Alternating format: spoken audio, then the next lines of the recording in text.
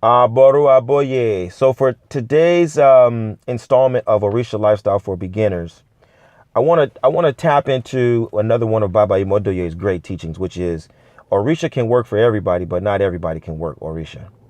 And in order to understand and appreciate what that means, you got to take into consideration the fact that the priesthood is a form of indigenous professionalism.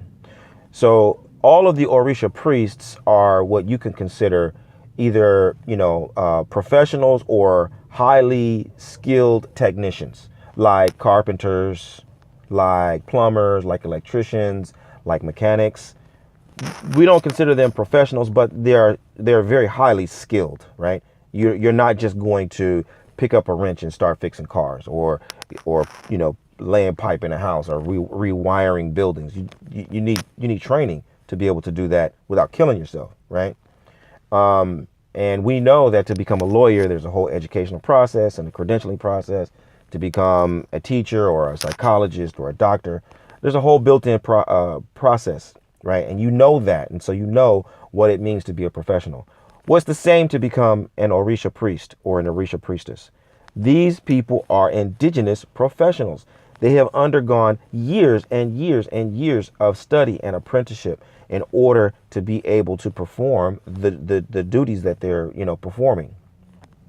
Now, the reason why I'm bringing this into the conversation is because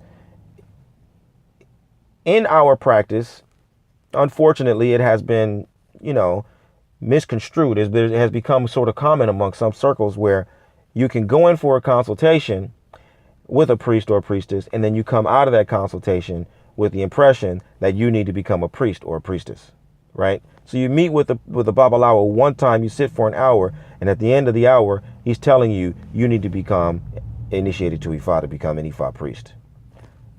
Or, the same is true for many Orisha priests. But you would never even consider such a thing if you went to the mechanic and he diagnoses your car. He plugs your car into the diagnostic machine, and it kicks out this report, and he tells you everything that's wrong with your car. And then at the end of the conversation, he says, oh, by the way, you need to become a mechanic. Or you go to the dentist, or you go to have surgery, or you buy a home, or you hire a lawyer, right?